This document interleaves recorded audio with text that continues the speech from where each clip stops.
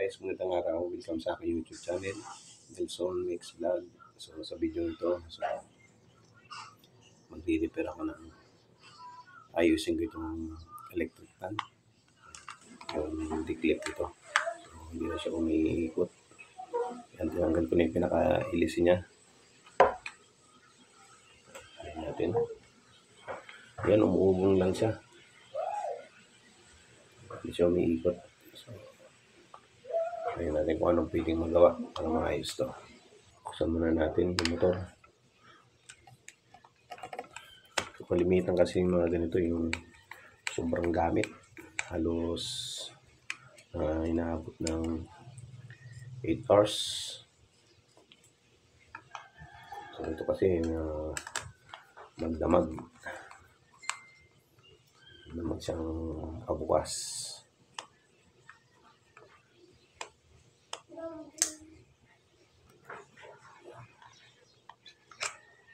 Yan, tingnan sa motor niya. Kalimitan kasi pag ganito, ayan, pinaka rotor niya, yung bushing niya, kasi meron niyang grasa. So minsan nagtuyuan siya kasi sa tagal siguro ng gamit natin. So ngayon try natin na lagyan lang natin siya ng oil. Ito. Then babalik ulit natin kung maging okay na siya, gagana na siya. Yan.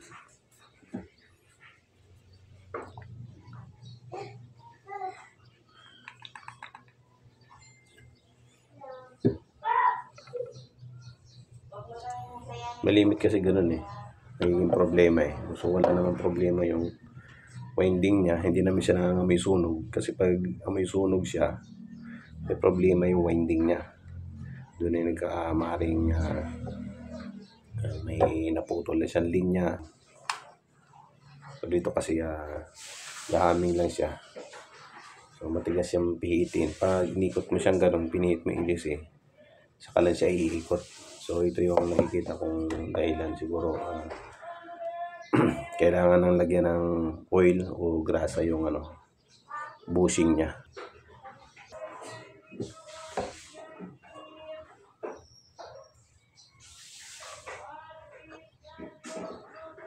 Ito magandang gamitin ito eh. Itong oil na to. Yung isang brand Singer. Lubricant oil.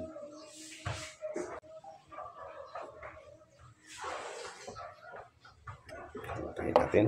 Balik natin. Pag gumana siya, ibig sabihin kailangan lang talaga niya ng oil o grasa. So wala tayong grasa, oil na lang nilagay ko.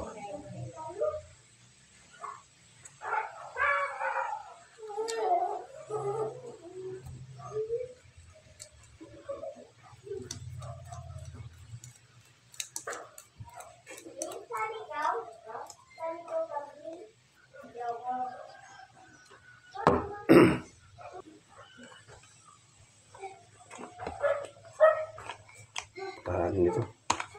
Mayroon pang maliit. Hirap ibalik. Kaya sakto siya doon sa pag-i-screwhan.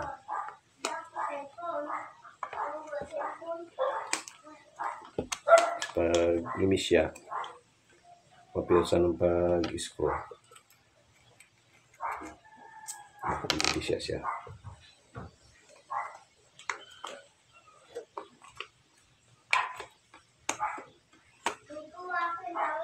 Yan.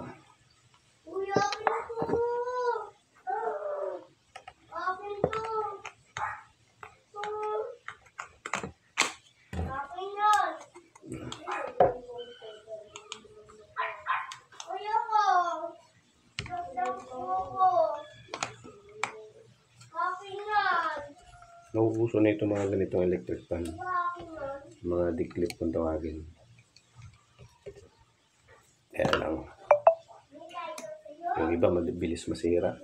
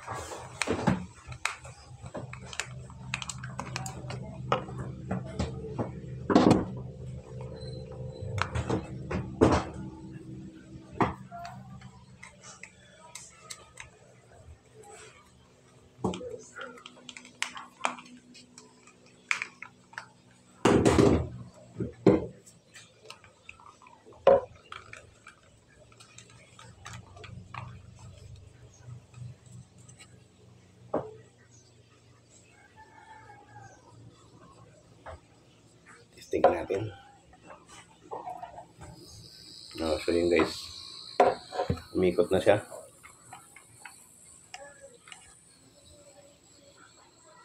Yan. So yun lang yung pinaka problema niya, yung bushing niya. So tuyong-tuyo na siya, siguro sa sobrang gamit na rin. Ito kasi halos pag ginamit ito nung anak ko ng alas 8, alas 9 ng gabi, halos umaga na talaga pinapatay. So, halos gabi-gabi yun. So yun, pag ganun lang na parang ang electric fan, pag medyo parang ano lang siya, pag tinun mo, nag-humming lang siya, hindi siya umiinit yung pan. So yun ang madalas na naging problema, yung bushing lang niya. So kailangan lang natin gamitan ng oil o kaya grasa. Then yung kung yung ano naman, kung mapapansin niyo, umiinit yung motor. Pag ganun, may problema nun, maaaring yung winding na. So pag ganun kasi, pag winding na yung problema, kailangan na natin palitan yung motor.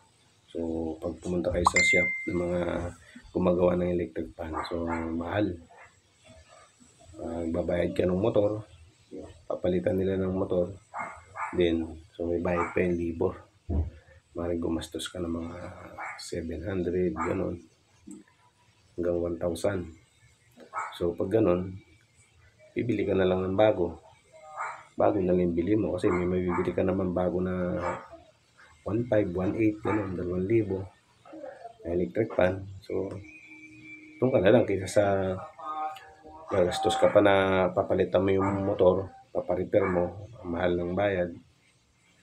So doon na lang tayo sa bago. Ayan, okay na siya. So ganun lang guys. So salamat sa panood na aking video.